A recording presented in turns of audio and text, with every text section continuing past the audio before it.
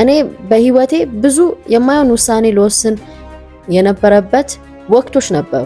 በተለይ ደግሞ ዩኒቨርሲቲ ገብቼ የሚያስጠላ ወቅት ላይ ነበርኩኝ። የሆነ ጊዜ የሚያስጠላ በቃ ችግሬን አልናገርም፣ ጓደኞቼ አያውቁም፣ ብዙም አለቅስበት ሞመንቶች ነበሩ። በክተራ እየሄድኩኝ ሌላ ሰው ስንት ነገር ሲያደርግ በክተራ ታውቃላችሁ። እኔ በጣም አለቅስ ነበር። መቼ ነው የሚያልፈው ይሄ ጊዜ? እስከ መቼ ነው እንደዚህ መሆነው እል ነበር እና ብዙ ነገሮችንም ለማድረግ አስቤያለሁ። በጣም የሚያስጠሉ ሀሳቦች፣ በጣም ብዙ የሚያስጠሉ የተለያዩ ሀሳቦች እንደ አማራጭ ብዬ አእምሮዬ ያመጣልኝ። ነገር ግን እነዛን ባድረግ ከ10 ዓመት ከ20 ዓመት ከ30 ዓመት በኋላ ህይወት የቱ ጋር ነው የሚሆነው ብዬ አሰለው። የእውነቴን ነው የምላችሁ። ከዛ ሳስበው ጭራሽ ጨለማ ነው፣ የባሰ ጨለማ ነው ማለት ያለሁበትን ሁኔታ ለማምለጥ ብዬ ጭራሽ እማልወጣው አዘቅት ውስጥ ልገባ እንደምችል አወኩ።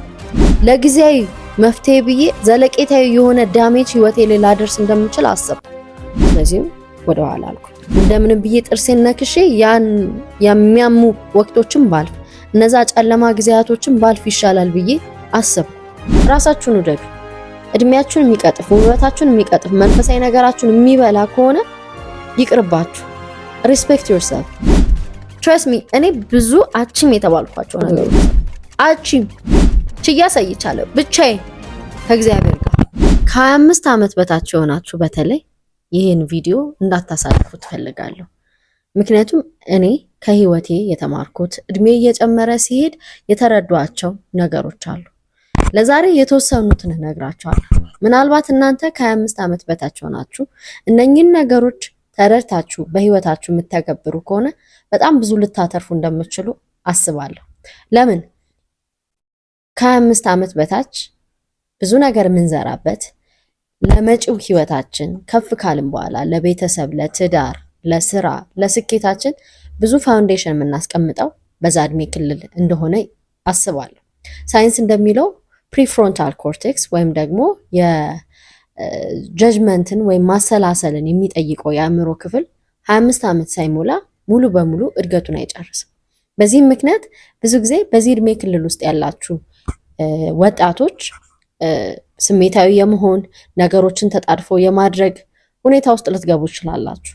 ነገር ግን ይህ ማለት አታስቡ ማለት አይደለምና አሁንም ምነግራችሁ እንደ ታላቅ እህት ከሰማችሁኝ በእውነት በጣም ብዙ ነገር ልታተርፉ ይችላላችሁ። ሃይስኩል ትሆናላችሁ፣ ዩኒቨርሲቲ ልትሆኑ ይችላላችሁ። ምናልባት የምትመለከቱኝ ደግሞ ወላጆች ትሆናላችሁ፣ ትላልቅ ልጆች ያደረሳችሁ። ለነሱ እንድታጋሩ እፈልጋለሁ። ይህንን ቪዲዮ እንማማር ካሳለፍ ነው።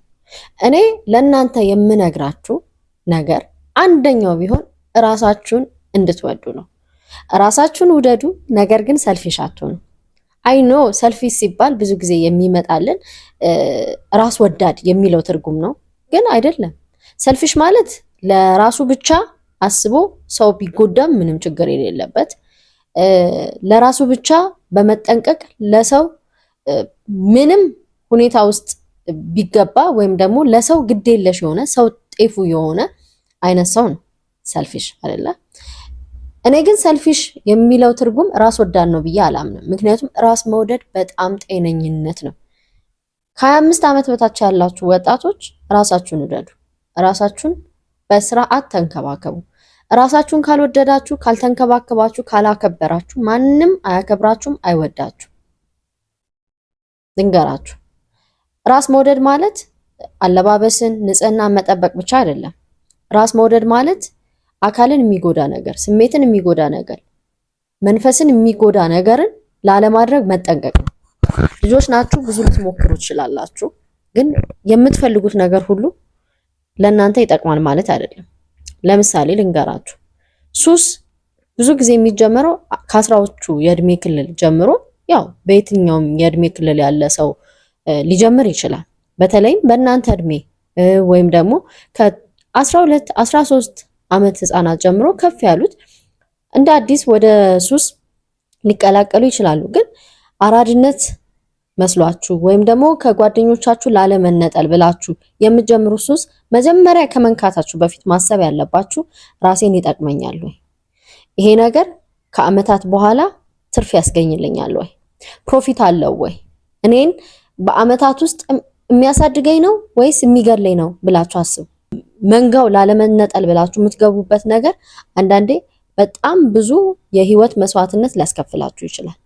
መለስ ብላችሁ ስታዩ 30ዎቹ ውስጥ 40ዎቹ 50ዎቹ ውስጥ 60ዎቹ ውስጥ ገብታችሁ ሪግሬት ጸጸት፣ በተለይም ደግሞ ሌት ከሆናችሁ በጣም ከሸመገላችሁ ነጭ ፀጉር አውጥታችሁ ከጎበጣችሁ በኋላ አንዳንዱ ደግሞ ልመልስም ብትሉት ያው ጊዜ ወደኋላ ትራቭል ስለማያደርግ መመለስ አይቻልምና በጣም በኪሳራ ውስጥ በሀዘን ውስጥ ልትወርቁ ስለምትችሉ እባካችሁ የሆነ ነገር ከማድረጋችሁ በፊት ይጠቅመኛል አይጠቅመኝም፣ ይሄ ለራሴ የሚበጀኝ ነው አይደለም ብላችሁ አስቡ። ራሳችሁን ውደዱ። መንፈሳችሁን፣ ስነ ልቦናችሁን፣ ስሜታችሁን፣ ማህበራዊ ግንኙነታችሁን የሚያበላሽ ነገር በፍጹም ለማድረግ ከሰው ጋር ለመመሳሰል ብላችሁ ለማድረግ አትሞክሩ። ትረስት ሚ ይሄ ነገር እኔ ራሱ በእናንተ እድሜ ክልል ውስጥ እያለሁ 10ዎች ውስጥ እያለሁ 20ዎቹ መጀመሪያ ውስጥ እያለሁ አስብ የነበረው የሆነ ነገር ከማድረጌ በፊት በእርግጥ ብዙ የተሳሳትኳቸው ነገሮች አሉ። ነገር ግን ደስ የሚለኝ አንዳንድ ሜጀር የህይወት ውሳኔዎችን ደግሞ አለመወሰኔ ደስ ይለኛል። ለምን? ብቸኝነቴን ስለማቅ ያኔ ብቻዬን ስለነበርኩ በብዙ የህይወት ውጣ ውረድ ውስጥ ስላለፍኩ መጀመሪያ የማስበው ምንድነው ይሄ ነገር ይጠቅመኛል አይጠቅመኝም። ብቻዬን መሆኔን ሳስብ ለኔ ማንም የለም፣ ስለዚህ ለራሴ ቴክ ኬር ማድረግ አለብኝ፣ ራሴን መንከባከብ አለብኝ፣ ራሴን መውደድ አለብኝ ብዬ አስብ ነበረ እና አንዳንድ ውሳኔዎችን በችኮላ እንዳልወስን የረዳኝ ምንድነው ራሴን መውደድ፣ ለራሴ ማዘን ላይ በህይወቴ በጣም ተጎዳው፣ ብዙ ዋጋ ከፍያለሁ፣ የሚወደኝ የለም፣ እንደዚህ አይነት ህይወት ነው ያሳለፍኩት የምትሉ ሰዎች ከዛ ነገር ለማምለጥ ብላችሁ ራሳችሁን እንደገና የሚጎዳችሁ ነገር ታደርጋላችሁ። በመጠጥ ለመደንዘዝ፣ በሱስ ለመደንዘዝ፣ በማይሆን ግንኙነት ለመደንዘዝ። ነገር ግን እሱ ዋጋ ያስከፍላል። ትረስት ሚ ሰዎች እናንተን ስታከብሩ ለራሳችሁ ፍቅር ሲኖራችሁ ይለያሉ፣ በደንብ ነው የሚያውቁት። ስለዚህ ወደ እናንተ የሚመጡት ሰዎች ራሱ ባውንደሪ የሚያውቁ ክብር የሚያውቁ የሰው ልክን የሚያውቁ ሰዎች ይሆናሉ። በራሳችሁ አትቋመሩ። የፈለገው ህይወት ከዚህ ከዛ ብታንገላታችሁ በፍጹም ፈርም ሆናችሁ ቁሙ፣ ጽኑ። ዛሬ ላይ አንገላታችሁን ነገር እኮ ነገ እኮ ትስቁበታላችሁ እናንተ በጽናት ከታገላችሁ። ለሱ ግን ራሳችሁን አግባብ በሆነ መንገድ ስትወዱ ነው። ባልንጀራህን እንደራስ ውደድ ሲል መጽሐፍ ቅዱስ ራስን መውደድ ዲቤተብል ስላልሆነ ነው። የሆነ ለክርክር የሚቀርብ ሐሳብ አይደለም። ራስን ካልወደድክ ሌላውን መውደድ ስለማትችል ነው። ራስ ላይ ፕራክቲስ ያላረግከው ክብር ለሌላው መስጠት ስለማትችል ነው። ስለዚህ ራሳችሁን ውደዱ።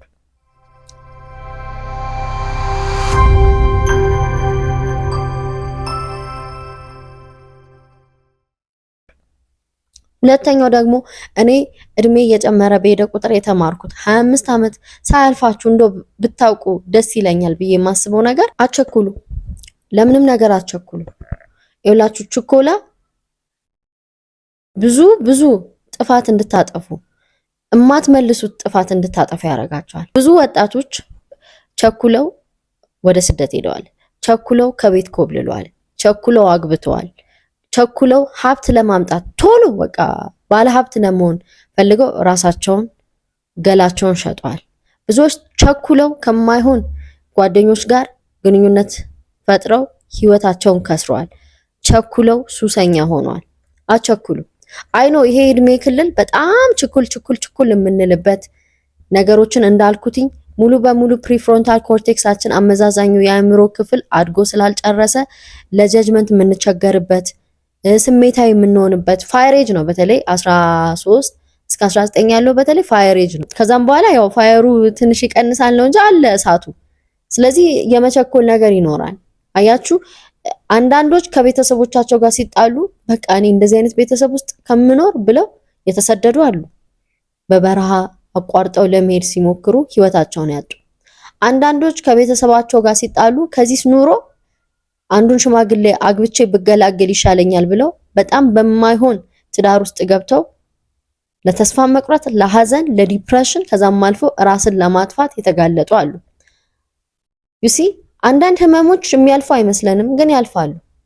የሆነ ነገር ከመወሰናችን በፊት ይሄ ነገር እንዴት ነው የባሰ ሲቹዌሽን ውስጥ እንድገባ ነው የሚያደርገኝ ወይስ ነገሮችን እንደውም ያስተካክልልኛል ብሎ ማሰብ ጥሩ ነው። ከግራ ከቀኝ ብታገናዝቡ አይኖ እዚህ እድሜ ክልል ላይ ያላችሁ በጣም ልትቸገሩ እንደምትችሉ አስባለሁ። ነገር ግን ልንገራችሁ፣ ተረጋጉ፣ በጣም ተረጋጉ፣ ሞክሩ። እኔ በህይወቴ ብዙ የማይሆን ውሳኔ ልወስን የነበረበት ወቅቶች ነበሩ። በተለይ ደግሞ ዩኒቨርሲቲ ገብቼ የሚያስጠላ ወቅት ላይ ነበርኩኝ። የሆነ ጊዜ ከቤተሰብ ጋር በተያያዘ የሚያስጠላ በቃ ችግሬን አልናገርም፣ ጓደኞች አያውቁም። ብዙም አለቅስበት ሞመንቶች ነበሩ። በክተራ እየሄድኩኝ ሌላ ሰው ስንት ነገር ሲያደርግ በክተራ ታውቃላችሁ። እኔ በጣም አለቅስ ነበር። መቼ ነው የሚያልፈው ይሄ ጊዜ? እስከ መቼ ነው እንደዚህ መሆነው እል ነበር እና ብዙ ነገሮችንም ለማድረግ አስቤያለሁ። በጣም የሚያስጠሉ ሀሳቦች፣ በጣም ብዙ የሚያስጠሉ የተለያዩ ሀሳቦች እንደ አማራጭ ብዬ አእምሮዬ ያመጣልኝ። ነገር ግን እነዛን ባድረግ ከ10 ዓመት ከ20 ዓመት ከ30 ዓመት በኋላ ህይወት የቱ ጋር ነው የሚሆነው ብዬ አሰለው። የእውነቴን ነው የምላችሁ። ከዛ ሳስበው ጭራሽ ጨለማ ነው፣ የባሰ ጨለማ ነው የማደርገው። ያለሁበትን ሁኔታ ለማምለጥ ብዬ ጭራሽ እማልወጣው አዘቅት ውስጥ ልገባ እንደምችል አወኩ። ለጊዜያዊ መፍትሄ ብዬ ዘለቄታዊ የሆነ ዳሜጅ ህይወቴ ላይ ላደርስ እንደምችል አሰብኩ። ስለዚህም ወደ ኋላ አልኩኝ። እንደምንም ብዬ ጥርሴን ነክሼ ያን የሚያሙ ወቅቶችን ባልፍ፣ እነዛ ጨለማ ጊዜያቶችን ባልፍ ይሻላል ብዬ አሰብኩ እንጂ ብዙ እኮ እንደ ወጣት ሴት ስትሆኑ ብዙ የምታስቧቸው ነገሮች አሉ። አቋራጭ ብላችሁ የምታስቡት ከህመማችሁ ማምለጫ ብዙ አይነት ሪሌሽንሺፕ ሊሆን ይችላል፣ ሱስ ሊሆን ይችላል፣ መሰደድ ሊሆን ይችላል፣ ጋብቻ ሊሆን ይችላል። ብዙ ግን ምንድነው ቆም ብላችሁ የምታስቡት ምንድነው ከ10 ዓመት በኋላ ከ20 ዓመት በኋላ ይሄ ውሳኔ ዋጋ ያስከፍለኛል፣ ህይወቴ እንዴት ነው የሚሆነው ብላችሁ አስቡ። አትቸኩሉ። በጣም ጥድፊያ ነው የብዙዎችን ህይወት የበላው። ጥድፊያ የብዙዎችን እድሜ በልቷል፣ ልጅነታቸውን ቀምቷል።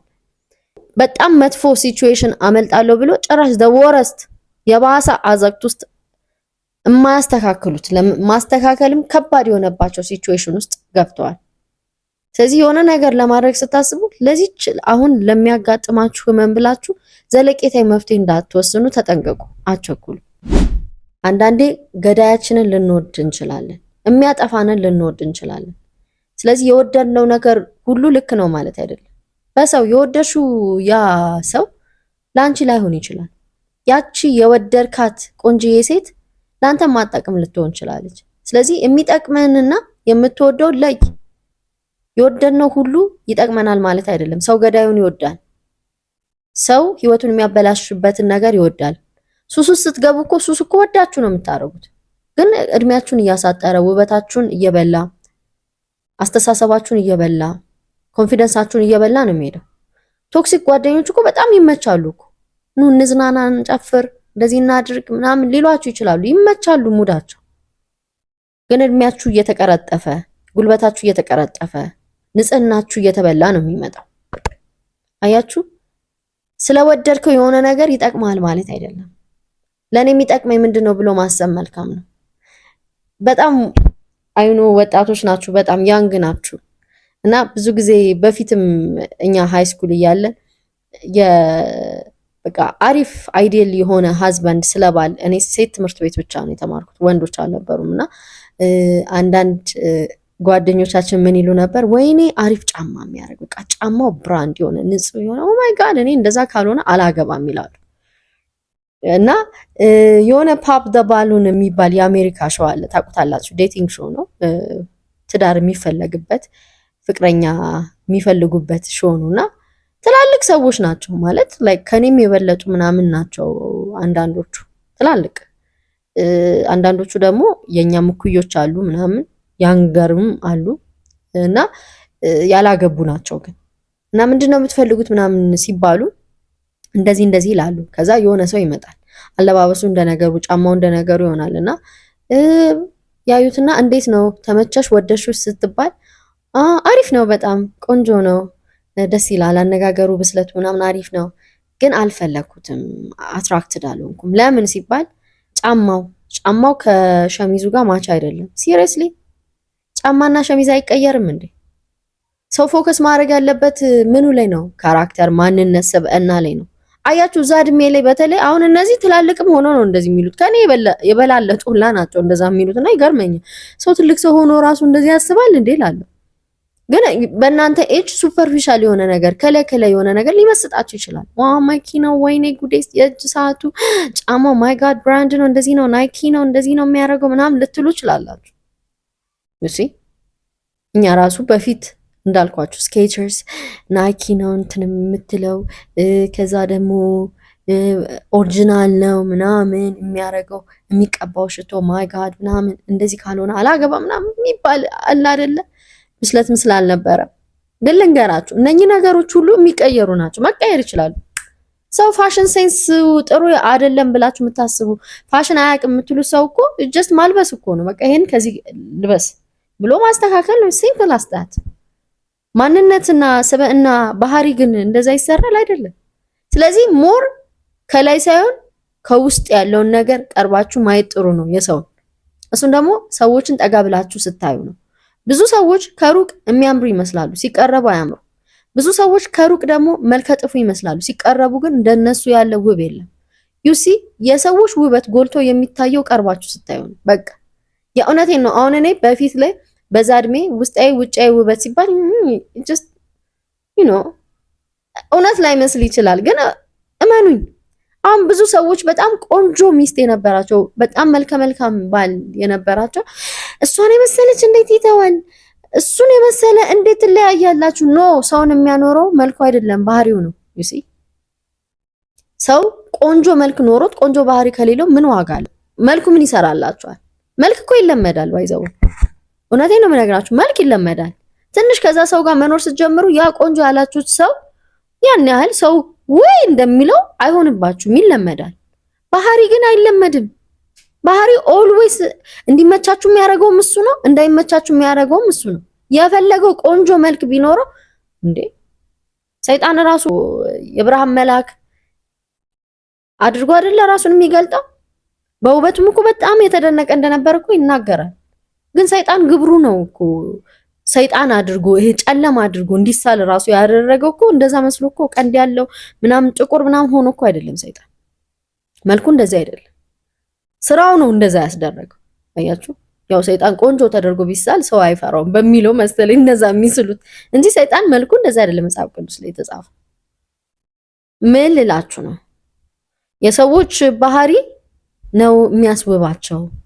ሱፐርፊሻል በሆነ ነገር አትታለሉ። አይኖ አትራክትድ የምትሆኑበት የምትወዱት መሆን አለበት። ዝም ብላችሁ በቃ በባህሪው ብቻ እያልኳችሁ አይደለም። መጀመሪያ ከላይ የሚስባችሁ ነገር ቢኖር ጥሩ ነው። ኦፍ ኮርስ እሱን እቀበላለሁ። ግን ለምሳሌ ጫማው አያምርም ወይ አለባበሱ ደስ አይልም ተብሎ ሰው አይገፋም። ለምን ብትሉኝ እነኚህ ነገሮች በአንድ የሚለመዱ ናቸው። ሰው ይለወጣል፣ ይቀየራል። ካራክተርን ለማስተማር ፐርሰናሊቲን ለመቀየር ግን አትችሉም። ስለዚህ እንደዚህ አይነት ሰው አንዳንዴ በጣም መልካም ሰዎች በማይሆን ፓኬጅ ውስጥ የሚመጡ ይመስለኛል። ፈጣሪ ሆን ብሎ ወይ አይዘንጡም ወይ ጫማቸው ዝም ብሎ ሊሆን ይችላል። እናንተ ትሸወዳላችሁ በዚህ ጊዜ ዩሲ።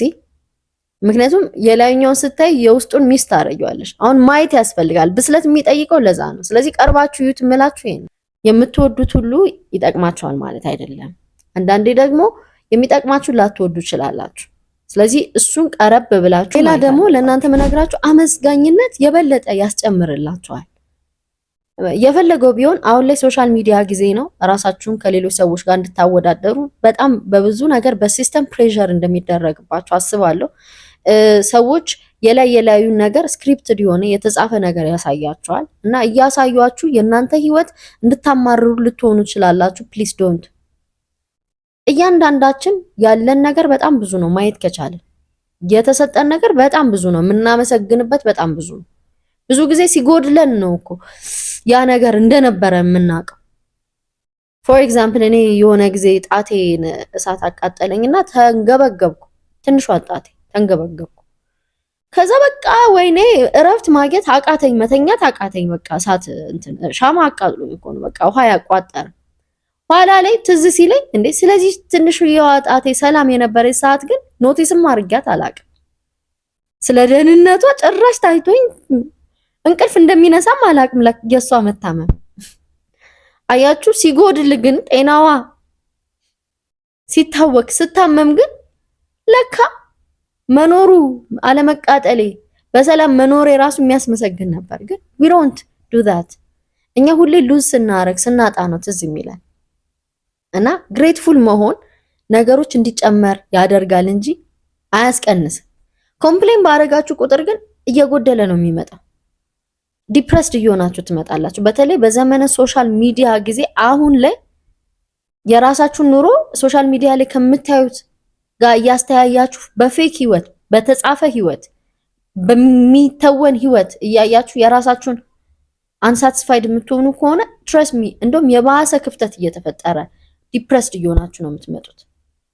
በተለይ አሁን ላይ ዳስ ዋይ ብዙ ሰው ትንሽ ነገር ሱሳይድ ነው የሚያሳስበው አይደል? ትንሽ ነገር አይኖ ይሄንንም ስሜት እኮ እኔ ከዚህ ቀደም ነግራችኋለሁ። እኔም ከአንድም 2 3 4 ራሴን ለማጥፋት አስቤ አውቃለሁ። በተለይ አሁን ላይ ጫናው ደግሞ ቀላል አይደለም አይደለ? ሶሻል ሚዲያ ለእናንተ ደግሞ ልንገራችሁ ያልፋል። የሚከብዳችሁ ነገር ሁሉ ያልፋል። ግን በፍጹም ራሳችሁን ከሰዎች ጋር ከፌክ ሶሻል ሚዲያ ፕሮፋይል ጋር እያነጻጸራችሁ ኮምፕሌን ከምታደርጉ ይልቅ ባላችሁ ነገር አመስግኑ። ተመስገን ስለሰጠኸኝ ነገር፣ ተመስገን ስለ ሰውነቴ፣ ተመስገን በጤና ስለኖር፣ ተመስገን እያሰብኩ ስለሆነ፣ ተመስገን ትናንት ስላለፈ። እንደዚህ ብላችሁ ምስጋና ሪዝን ፈልጉ። በቃ ለማመስገን ምክንያት፣ ኮምፕሌን ለማድረግ ሳይሆን ለማመስገን። እንደዛ ሲሆን ሞር ኤነርጂ ሞር ጉልበት የምታገኙ። ይሄም ሆኖ ሳለ ግን ወጣት ናችሁ፣ ከዛ በላይ ደግሞ ሰው ናችሁ፣ ትሳሳታላችሁ። ስለዚህ ተሳስቶ መውደቅን፣ ተሳስቶ ሰው ማስቀየምን አትፍሩ። ችግር የለም፣ ኢትስ ኦኬ። ሰው በህይወት ሲኖር ይሳሳታል። እውነቴን ነው የምነግራችሁ። ስህተትን ፍራቻ ግን ከመሞከር ወደኋላ እንዳትሉ። ስህተትን ፍራቻ ከመሞከር ወደኋላ እንዳትሉ። በመሞከር ውስጥ ቢያንስ 50% ቻንስ አላችሁ የስኬት፣ ባለመሞከር ግን 0%። እናንተ ሰው ምን ይለኛል፣ ቢያሾፉብኝስ፣ ብወርቅስ፣ ብሳሳትስ፣ ደን ዋት? ብትሳሳቱ ምንድን ነው አዲሱ ነገር? መሳሳታችሁ እኮ ቢያንስ በዛ መንገድ እንደማያዋጣ አንድ ትምህርት ወስዳችኋል። በሌላ መንገድ ደግሞ ትቀጥላላችሁ። ስለዚህ ከሌላው ካልሞከረው ሰው ይልቅ የተሻለ ቻንስ አላችሁ ወደ ስኬት የመቅረብ። ስህተትን አትፍሩ ልላችሁ ነው። ወይኔ ኧረ አይሆንልሽም፣ ኧረ ዝም በይ ምናምን ልትባይ ትችያለሽ። ሰዎች ከራሳቸው አንጻር ነው አስተያየት የሚሰጧችሁ። የእናንተን አቅም አያውቁትም፣ ያያችሁትን ህልም አያውቁትም። ስለዚህ ወደኋላ ሊጎትታችሁ ሲመክሩ እናንተም ወደኋላ አትሽሹ። ሞክሩትና ፌል ካረገ ከዛ ሲሾፍባችሁ ኢትስ ኦኬ። አይ ነግሬ ነበር አይ ቶልድ ዩ ሶ የሚሉ ይመጣሉ። ትረስት ሚ እኔ ብዙ አቺም የተባልኳቸው ነገሮች አሉ በቅርብ ቤተሰብ አቺም። አብዛኛውን ነገር ደግሞ ችዬ አሳይቻለሁ። የእውነቴ ነው የምላችሁ፣ ችዬ አሳይቻለሁ ብቻዬን ከእግዚአብሔር ጋር።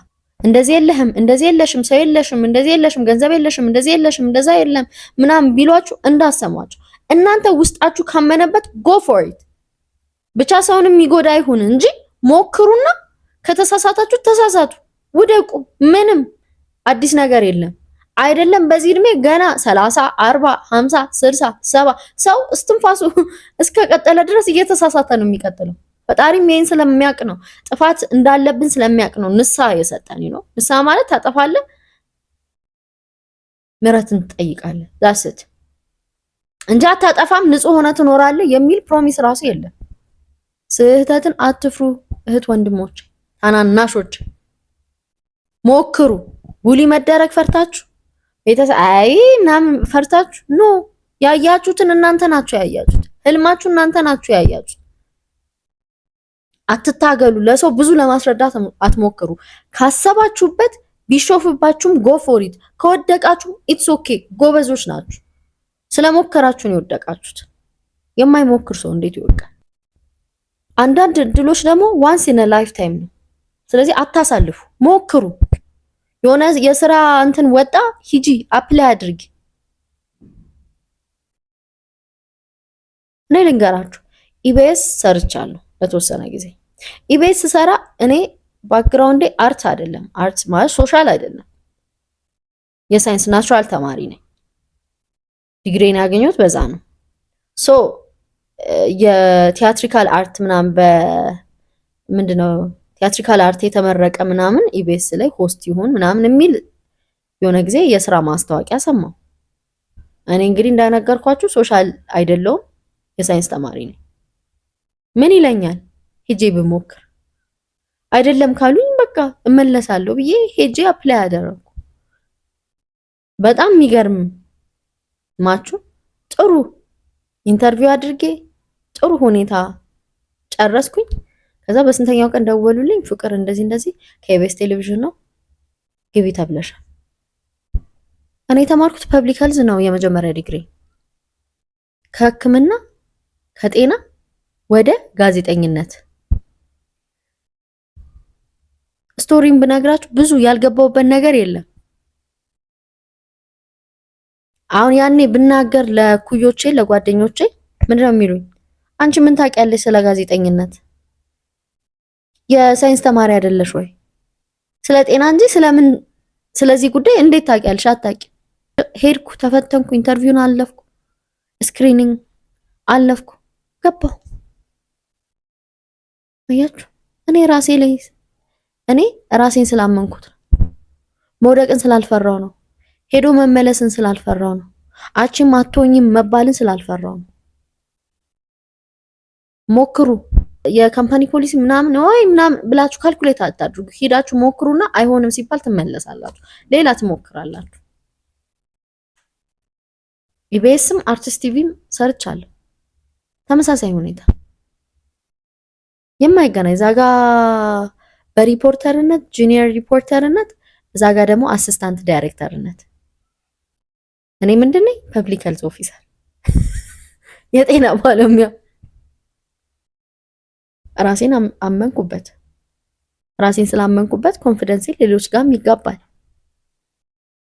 ዝግት አታድርጉ። ብዙ ነው የምነግራችሁ ለተናናሾቼ። ውድድራችሁ ከራሳችሁ ጋር ይሁን። የምነግራችሁ ደግሞ ሌላ፣ በፍጹም ከሰው ጋር አትወዳደሩ።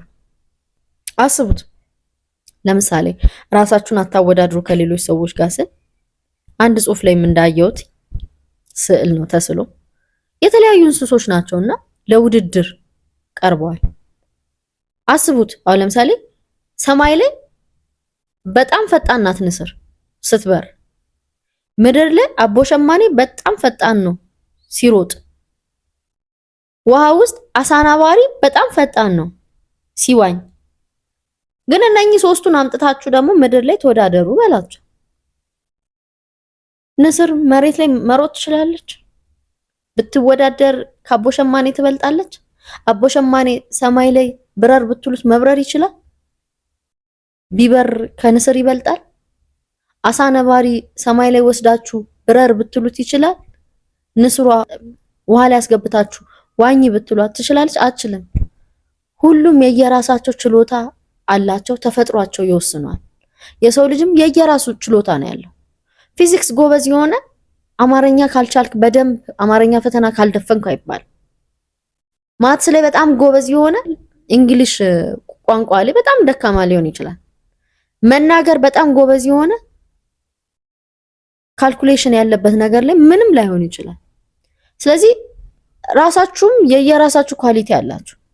ምንድነው ችሎታችሁ? ራሳችሁን ማወዳደር ያለባችሁ ከትናንትናው ዛሬ ላይ የት ደረስኩ ነው እንጂ ከገሌ አንጻር የት ጋር ነኝ ብላችሁ አታስቡ። ምክንያቱም የየራሳቸው የህይወት መስመር አላቸው። ኦኬ። ስለዚህ ውድድራችሁ ከትናንትና ወዲያው ከአምናው ጋር ከነበረችው ከዛች ከራሳችሁ ጋር ከዛ ከራስ ጋር ይሁን።